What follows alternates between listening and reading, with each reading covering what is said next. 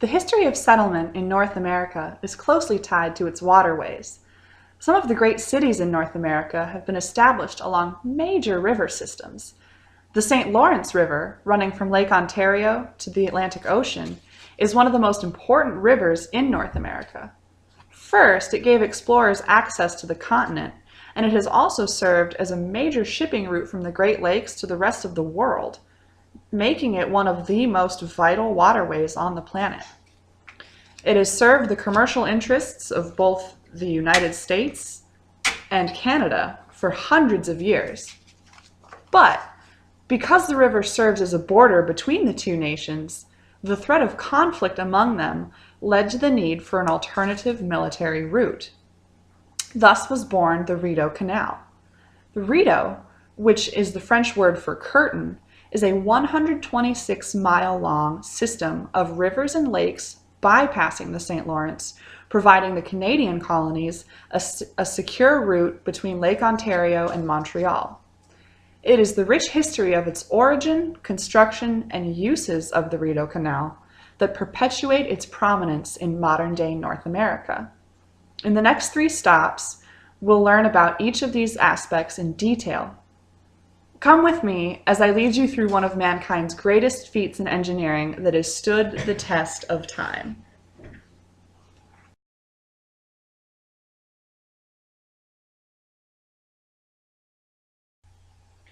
To understand why the Rideau Canal was built, we need to go back to the War of 1812. The War of 1812 was a nearly 3-year conflict in North America between the United States and Great Britain and its Indian allies. The United States declared war against Great Britain to address unresolved issues remaining from the American Revolution. One of the United States' goals was the possible annexation of Britain's North American territory, which is now modern-day Canada. Battles were fought all along the Canadian-American border, which ran in large part along the Great Lakes and the St. Lawrence River. Canadian naval strength was a major issue, and American forces posed a significant threat to the ability to safely communicate and transport goods and troops between Kingston and Montreal. In other words, Canada realized it needed a backup plan. It was essential to create a secure alternative route for potential future conflicts. It was left up to Lieutenant Joshua Jebb, a Royal Engineer, to survey a route for a navigable waterway for Canada's Navy. In 1826, the task was left to Lieutenant Colonel John By to determine the route and initiate construction. Using the route suggested to him, Lieutenant Colonel By began the daunting challenge of creating a waterway through virgin forest using existing Indian canoe routes, creeks, rivers, and swamps.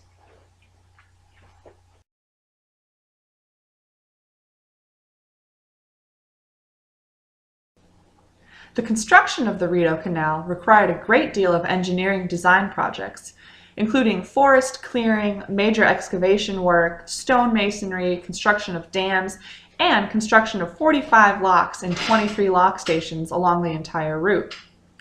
One of the first areas of contention came about over the size of the locks. Lieutenant Colonel By was not satisfied with the size of the locks, and he argued that they should be larger to handle new naval steamboats. A compromise was reached, and it was decided that every lock would be 134 feet long, 33 feet wide, and a 5-foot depth at its minimum. All the work on the canals was done by hand, using shovels, pickaxes, wheelbarrows, oxen, and horses. The unskilled workers were primarily Irish immigrants and French Canadians, and it took over 3,000 men per year working to build the canal over a period of 6 years. Not only did the laborers have to contend with extremely hard working conditions, they also had to deal with malaria, which was responsible for the largest number of deaths during the canal's construction, larger than any on-site accident. The canal system crossed large areas of Ontario that were very sparsely populated. This meant that it was difficult to have the regular supplies of manpower and equipment needed to construct the canal, so settlements were established all along the canal system for the sole purpose of housing workers and supplies. One of these such settlements was Bytown, which was later renamed Ottawa and designated to be the nation's capital by Queen Victoria in 1857. Because the purpose of the canal was primarily to serve as a military supply route, it was important to make sure that the route itself was protected. To accomplish this, blockhouses, or forts, were built at strategic locations all along the waterway. The blockhouses were designed and built to house soldiers and withstand attacks from military opponents. However, such measures were never needed, and the purpose of the canal system shifted to a more peaceful existence. A lock is a mechanism that raises and lowers boats between different bodies of water. It has a fixed chamber in which the water level can vary. It has two sets of doors or gates on either end, and valves that open and close to drain water in and out. The process is very simple. For a boat going upstream, the boat enters the lock and the lower gates are closed. The lock is then filled with water from upstream until the water level in the chamber matches, and the upper gates are opened, allowing the boat to exit the lock.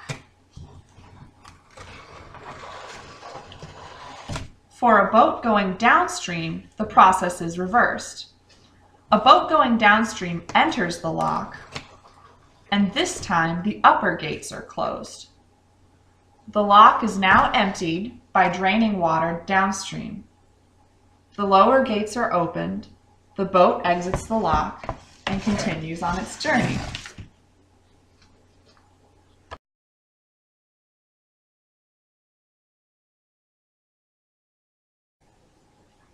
Although the Rideau Canal was never actually used for military reasons, it did serve a great commercial purpose.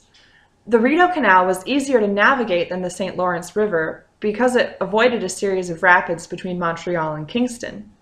As a result, it became a busy commercial artery from Montreal to the Great Lakes. Also in its early years, the Rideau Canal played a significant role in immigration as thousands of immigrants arrived by boat to Upper Canada. After the turn of the 20th century, the emphasis shifted to recreational use of the canal. The building of the locks and dams to create the waterway resulted in a flooding of the lands that created a perfect habitat for bass. The Rideau region became famous across North America for its exceptional bass fishing, and emerging businesses in boating and guiding thrived. The canal was designated a National Historic Site of Canada in 1925, and by the 1950s had become quite popular. Many people built cottages along the shorelines of various lakes and enjoyed boating in the form of canoes, sailboats, and small runabouts, while others traversed the full route in larger cruisers, stopping at lock stations for picnics and camping along the way. It was recognized in 2007 as a UNESCO World Heritage Site in Human Creative Genius. It is the only canal from 19th century North America that remains fully operational along its original line, with most of its structures intact to this day. Tours can be arranged at several of the lock stations that will take visitors through multiple locks in a day, and the Rideau Canal remains to be enjoyed by people of all ages and interests for fishing, swimming, boating, bird watching, water sports, and cozy cottage living.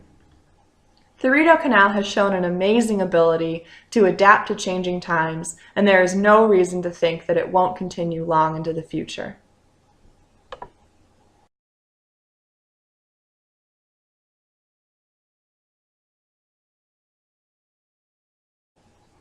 As we've seen, the Rideau Canal is an amazing system of rivers, lakes, and swamps, connected through engineering marvels to make watercraft travel possible, all the way from Lake Ontario to Ottawa and Montreal.